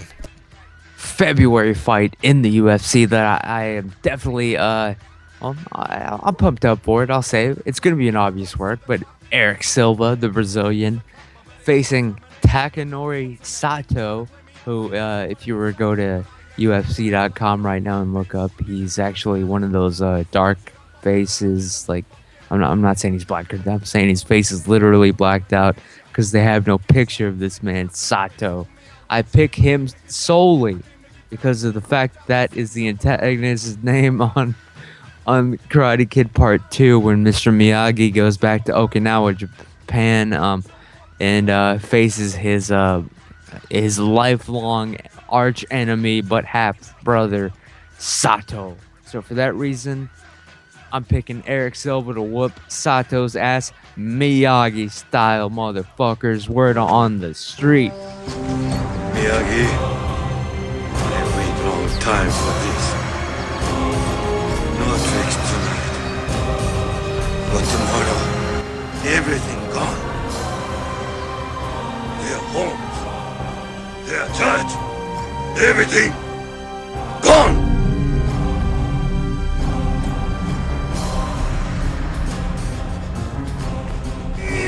Miyagi, now you come to fight? Coward! Now when I am helpless, it won't move! You are lower than the dog! Hell yeah, Sato fighting Eric Silva this month. Check that out. It's the fight Ramses is pumped for. Let us move swiftly on. Pat Barry, a guy who has probably been in a couple fights we're pumped for in previous months. Exciting fighter. He has left the UFC, retired from mixed martial arts, and signed with Glory Kickboxing, the kickboxing organization that's really hitting America like a storm. Very, very popular. He apparently is going to have one tune-up fight, I believe in the CFFC, some organization like that, before he joins Glory. And in a question I've sort of kicked back and forth with a couple friends is, can Pat Barry fight with elite kickboxers? Because moving from the UFC to Glory, yeah, I mean, Barry has had problems with wrestlers before, Brazilian Jiu-Jitsu guys before, so he doesn't need to worry about grappling anymore, and he's definitely well suited in kickboxing. Pat Barry is an excellent UFC level kickboxer, but can he compete with these Glory level kickboxers? I mean, think of the heavyweights in Glory. You have some amazing fighters. Daniel Guida, Rico Verhoeven, Gohan Saki. There are a ton of guys there. Do you think Barry can move to Glory and find success facing off with these elite level kickboxers? Well, I hate to throw a trivia question back at you, but that all depends on whether he's been more successful in kickboxing or in MMA. I'm not exactly clear on Pat Barry's record, but he's 18 and 6 in kickboxing. He's 8-7 in MMA, so he definitely has a better win percentage in kickboxing. And, there you go. And his next fight is going to be at CSC 39, March 22nd against Ed Burris. But you know, since leaving kickboxing in 2007. He lost 3 out of his last 4, and he definitely has some pretty good wins on his record. He beat Gary Goodridge back in 2007 at the K1 World Grand Prix in Hawaii. Oh, wow. But Yeah, if you do the I'm math, interested. then I guess he's better at kickboxing. So fuck it. Good luck to you, Pat Barry. Do it, man. Hype or die. Hyper die. It is hard hating him. He's definitely one of the more outgoing personalities on Twitter. Always saying funny shit. I always love going to his Twitter and seeing what he said recently. And his girl Rose Namajunas has been on the word on the street. Correct? Hell yeah, she was. You can look that up right now. YouTube, word on the street, Rose. And you'll hear the entire interview. And Pat Barry's actually in the background chiming in. Much like when we interviewed Marina Shafir, up-and-coming MMA fighter. Check her out. And the champion herself, Ronda Rousey, was in the background answering a couple questions every now and then. Good stuff. Thank you for the mention, Jake from the MMA Podcast. Word up. Look that up. Word on the street, Thug Rose. Her word on the street, Rose. I really hope he finds success. Moving on, Vitor Belfort. He recently made some interesting comments. You know, he's sort of turned into the Barry Bonds of the sport. Whenever anyone brings up TRT or steroids, his name has been brought up. Which is kind of shitty because honestly, looking at it with an unbiased opinion, Vitor Belfort, even when he wasn't on TRT, the only two guys he lost to were John Jones and Anderson Silva, and I sort of like to use the same logic with my favorite fighter, Chael Sonnen. I mean, you can't call a guy a bum if the only people he loses to are the best in the world. Aside from that, though, in 2013, his body took an obvious change. He went from being a pretty muscular-looking guy to looking like a guy who's on steroids. And he's only been fighting in Brazil, and he's apparently been just taking loads of TRT in training camps for each fight. And he was being asked about, you know, juicing and doping and everything, and Vitor Belfort took an interesting stance, saying that he thought he said that everybody uses drugs during training camp. And my question is really simple: is he right? Does everyone use drugs, or is he just making excuses, Ramses? I ain't gonna be the fucking pot calling the kettle black here. I have said before publicly that I believe if you were to make me guess, 100% of professional fighters are using some sort of performance enhancing substance, not steroids. But well, it's all a gray area at this point. What is a steroid? What is not? I mean, it doesn't matter if you inject it or you swallow the pill or your blood gets spinned around and put back into you with the shit in it. I'm just saying I have put my figure at 100% of professional fighters. Definitely. That's my opinion. So the fact that you have a guy like Vitor, who, you know, of course is clearly sometimes out of his mind. He seems that way. But, shit. He says they're all doing it. He's been around longer than most people. He's seen it all. He knows what's at stake. He's a professional fighter. Like, why would he lie? It's like, why would Canseco lie? You know what I'm saying? Belfort, yeah, he seems crazy, but yeah, well, one, you're doing steroids and shit, and you're taking PEDs. Sometimes you do sound fucking crazy, but I do agree with him, man. I think everyone in the sport is going to do whatever it takes and give themselves every advantage that they can and cycle off. I mean, it's actually a science in and of itself. You have to have, if you have putting it out there, if you have GSP money, you can even go to a specialized clinic, get certain doctors, just for the specific purpose of cycling on and off at the right times and demanding this and that test and when it's going to be and what are you going to check for and this red flag people, all right? Like if your boss at work tells you, I'm going to give you a drug test and your response is what exactly are you going to test for? When is it going to happen? Like the jig is up, people. So Belfort, like, honestly, praise his honesty because I believe him. I think everybody's juicing, pretty much. I think they're all doing it. That's it. Word on the street. Word on the street. We got a few fights to break down. UFC on Fox 11. Cerrone Barboza. RDA versus Nurmagomedov. Anthony Rumble Johnson re-signed to the UFC. He's going to fight Phil Davis at UFC 172. But first and foremost, let's get to the 10 solid seconds of sports, where we spend 10 seconds to talk all things not MMA. Jesus. I gotta clear my throat, stretch out. Only got 10 seconds to give you people. It was a super busy week in sports. Let's do it. The Seattle Seahawks absolutely smoked the Denver Broncos 43-8 in Super Bowl 48, highlighted by stiff defense. Malcolm Smith winning MVP. National Signing Day was today. Bam ends up with the year's top recruiting class. We're an Olympic start tomorrow in Sochi, Russia.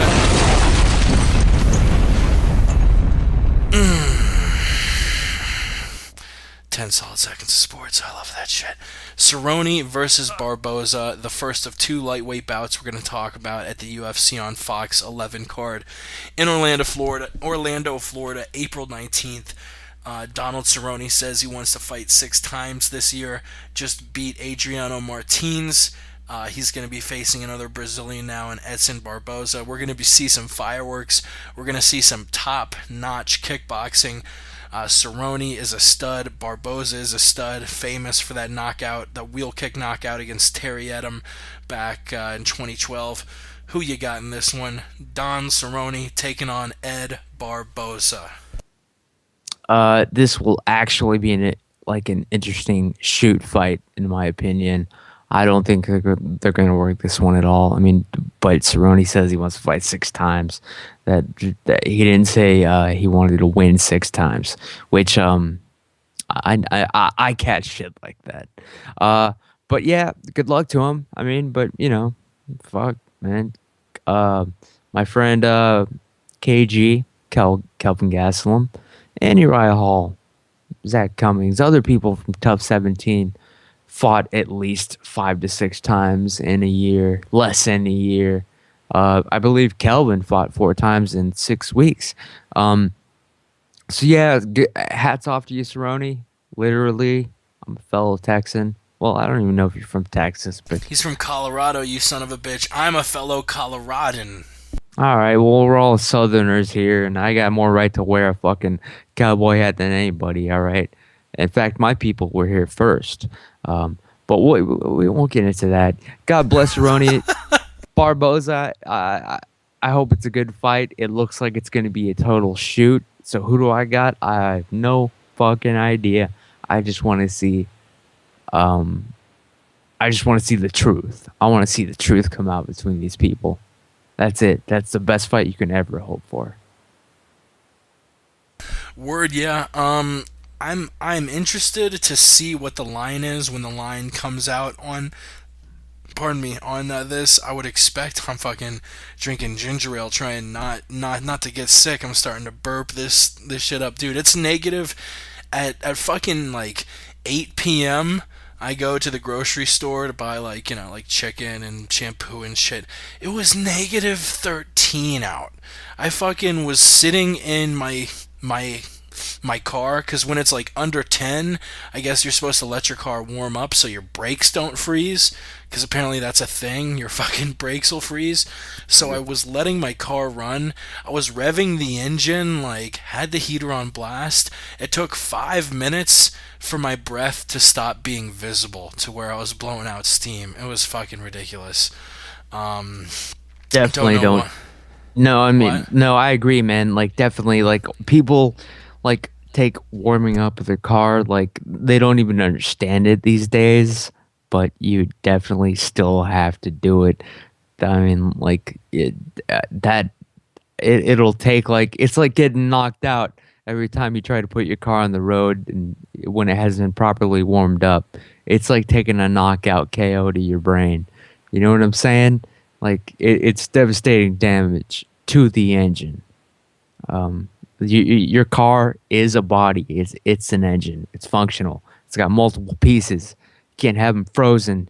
Exactly. If it's negative 10 out, when if your car's been sitting for hours, you have got to let your brakes warm up. You've got to let your fucking windshield wipers get unstuck to the fucking windshield. You've got to let a lot of shit happen, and you just got to chill. Whether you're texting bitches, whether you're playing Flappy Bird, whether you're playing Tiny Wings, Words with Friends, listening to the goddamn radio. I don't give a shit. Love Letter album by R. Kelly, man. That's my Hell yeah. warm-up song. Listen to Black Panties, Cookie, that dope-ass song that I've been jamming out to recently. Sex Weed, dude. Hell yeah. Got to close the show with that someday on my podcast. Keep your ears out for the special Trapped in the Closet edition of the Word on the Street. But yeah, I mean, definitely, people, be careful. If you don't need to drive anywhere, don't. Black ice, that shit is for real. And always drive slow. And always, something I didn't know about, if you see two snow plows, like one in one lane and the other in the next lane, like sort of taking what it is plowed and plowing it into the other lane, it is really dangerous to drive between snow plows, like trying to pass them. So like I fucking watched a couple people do it, and I was like, Jesus Christ, these people are either stupid and they don't know, or they're maniacs. So don't be. I that tweeted dude. out a video where like it's not even that bad. I'm not claiming Austin, Texas, where I'm broadcasting from, is anywhere near Colorado status. Right now it's 30 degrees outside, freezing, but I mean, whatever. I mean, even Not that is negative enough. 15. Right. We're on the negatives. Like even like here in Austin, that's enough for people to like just.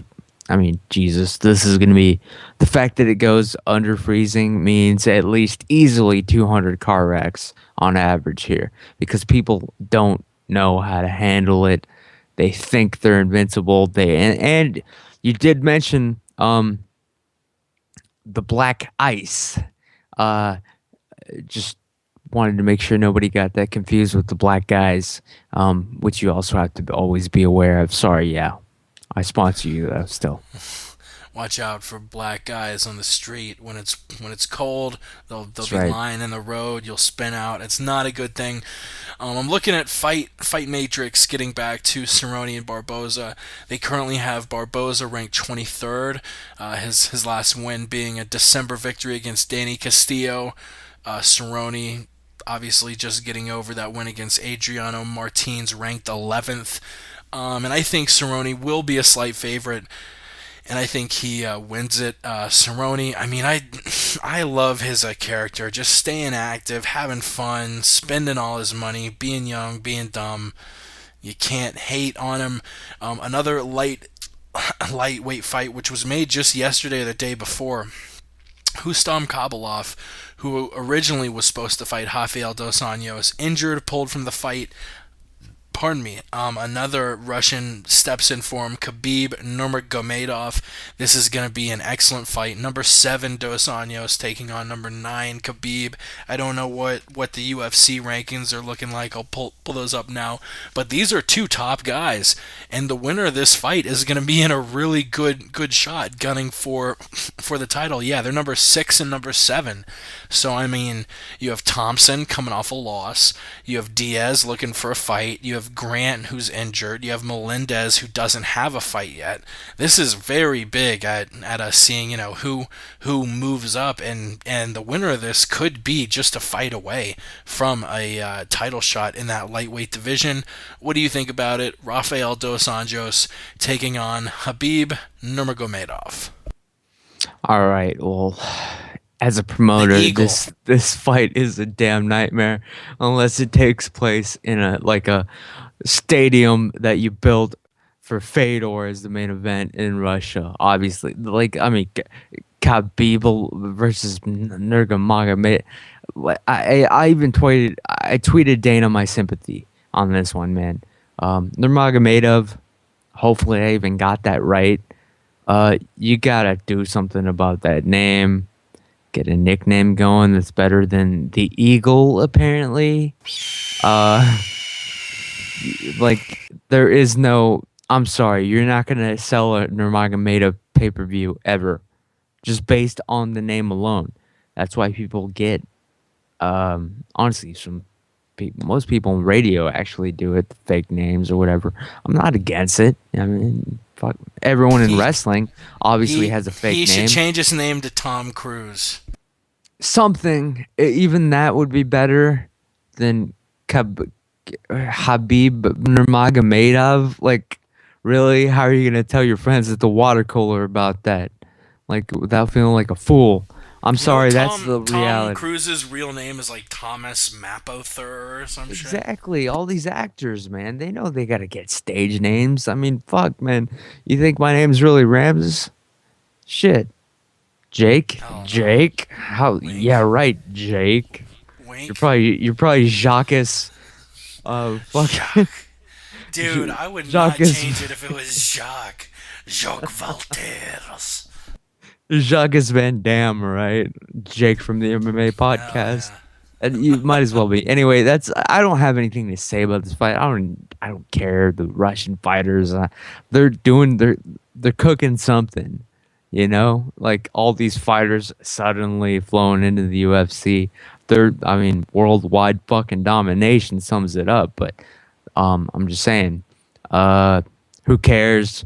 I don't even know. All I know is Khabibov, definitely good fighter, powerful. He does use the head spike though. That is going to get someone paralyzed or eventually killed in the UFC. They definitely, hopefully, they warned him about that and just told him to cut that shit out. That's me being honest. But yeah, whatever.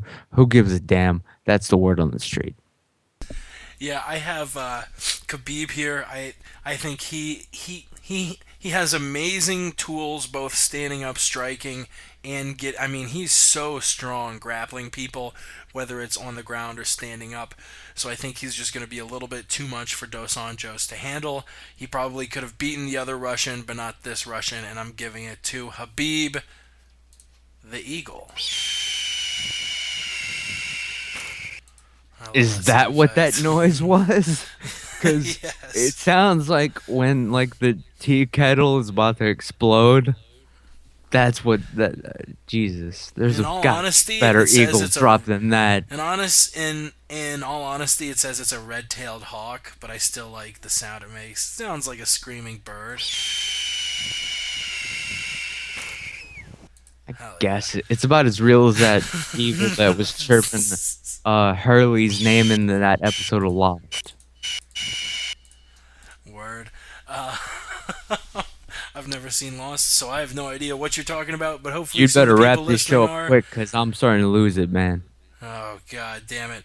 No, I mean, no rush. I'm just saying my answers are going to get progressively more ridiculous now. Well, that makes me Especially want to. since we That lost makes Yao. me want to have it keep going longer. But unfortunately, we only have one more topic, and it is Anthony Rumble Johnson coming off a win against Mike Kyle in the World Series of Fighting. He's been signed by the UFC, brought back. He used to fight in the UFC's welterweight and middleweight division.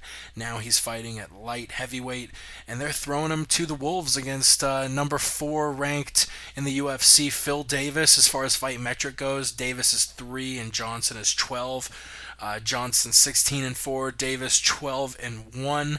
I think this is going to be a very interesting fight, and Phil Davis just needs to know his game plan needs to be just make it to the second round. If he can make it to the second round, he'll probably win rounds 2 and 3. Even if he doesn't win the first, he just needs to stay on the outside and not let Rumble Johnson get in there and throw punches, because Rumble has got some knockout power, and he was known for being a much bigger opponent at welterweight, but since he's moved up and since he's really embraced his bulkiness and not tried to cut an insane amount of weight before every fight, his knockout power is scary.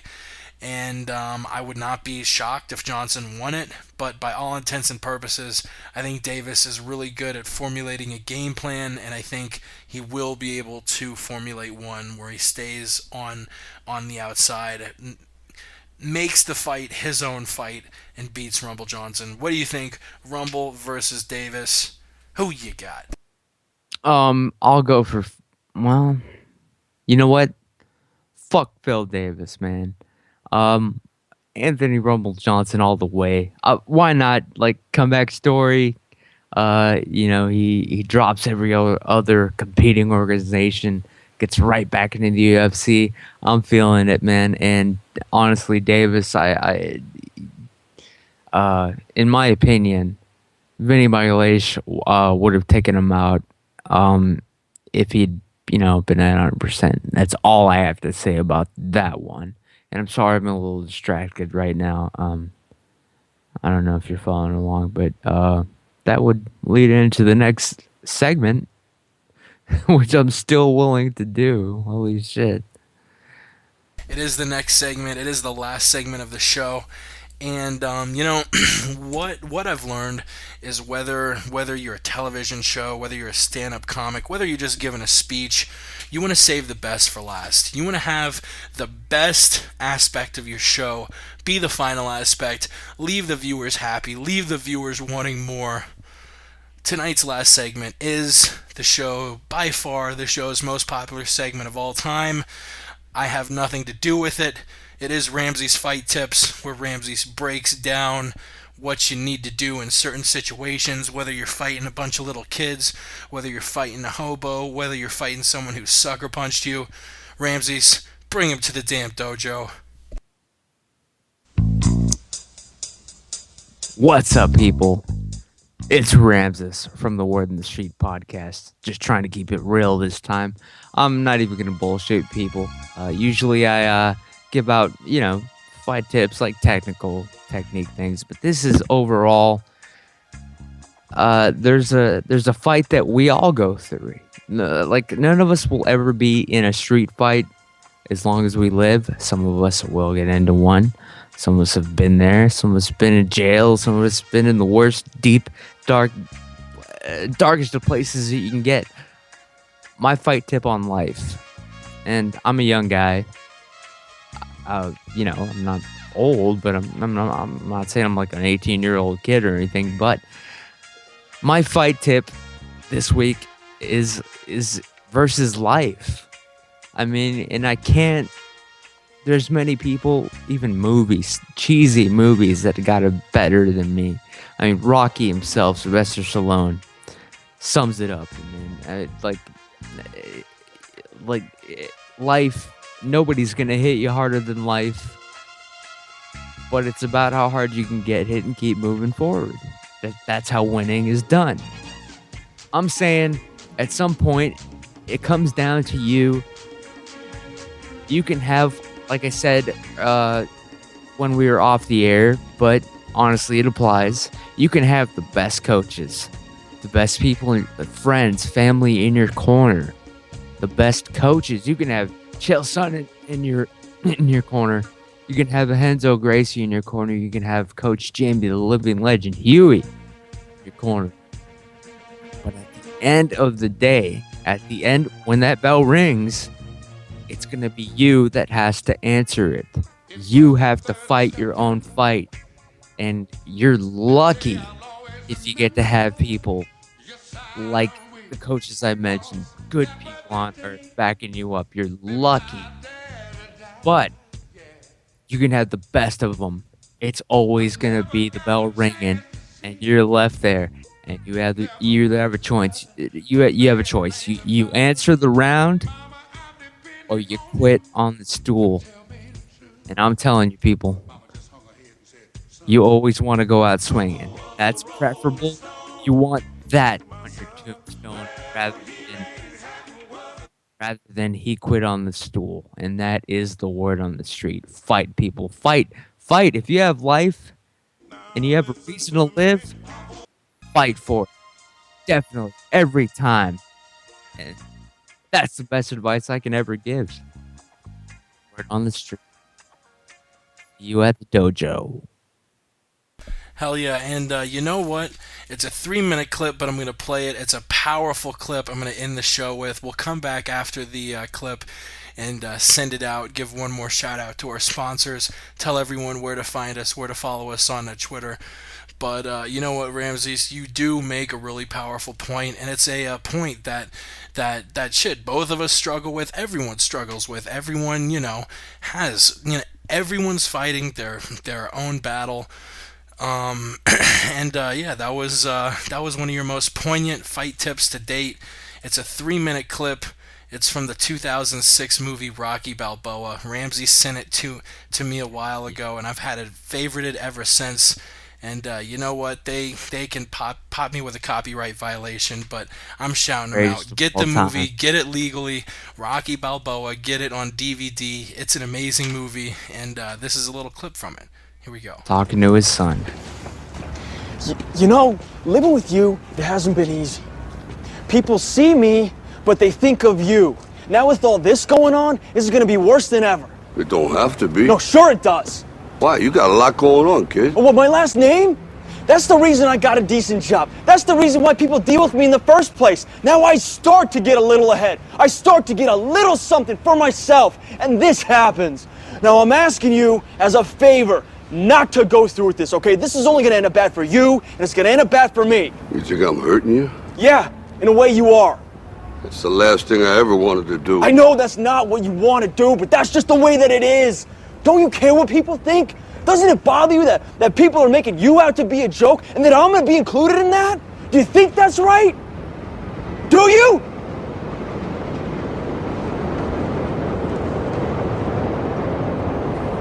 You ain't gonna believe this, but you used to fit right here. I'd hold you up and say to your mother, this kid's gonna be the best kid in the world. This kid's gonna be somebody better than anybody ever knew. And you grew up good and wonderful.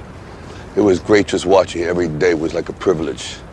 Then the time come for you to be your own man and take on the world, and you did. But somewhere along the line, you changed. You stopped being you. You let people stick a finger in your face and tell you you're no good. And when things got hard, you started looking for something to blame, like a big shadow. Let me tell you something you already know. The world ain't all sunshine and rainbows. It's a very mean and nasty place, and I don't care how tough you are, it will beat you to your knees and keep you there permanently if you let it. You, me, or nobody is gonna hit as hard as life. But it ain't about how hard you hit. It's about how hard you can get hit and keep moving forward. How much you can take and keep moving forward. That's how winning is done. Now, if you know what you're worth, now go out and get what you're worth. But you gotta be willing to take the hits and not pointing fingers saying you ain't where you wanna be because of him or her or anybody. Cowards do that, and that ain't you. You're better than that.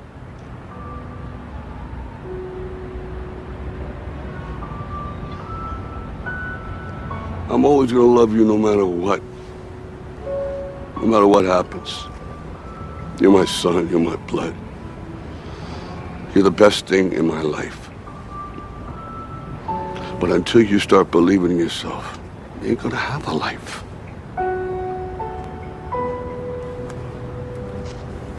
Don't forget to visit your mother. Rocky Balboa. Written Excellent and clip. directed by Sylvester Stallone. Excellent clip. Definitely check out that movie if that didn't convince you. And like he said, it's not about how hard you can punch. It's about how hard you can get hit and keep moving forward. And that's a positive note we're going to send it out on tonight. Ramses, where can we follow you on Twitter? Where do we find the word on the street? Where do we find all that? And actually, you know what? If we're already breaking copyright violations, I'm gonna go ahead and play us out with the song that we played out the first like 10-15 shows with, and then I would put them on YouTube, and I would always get tagged with a violation because I was playing Van Halen at the end of the show, so I switched to playing the intro music, which by the way is Eddie Bravo's Smoke Serpent, which he tweeted at us. I asked him, hey, is it okay if we use the song Jiu-Jitsu for the show's intro? And he said, not a problem, man.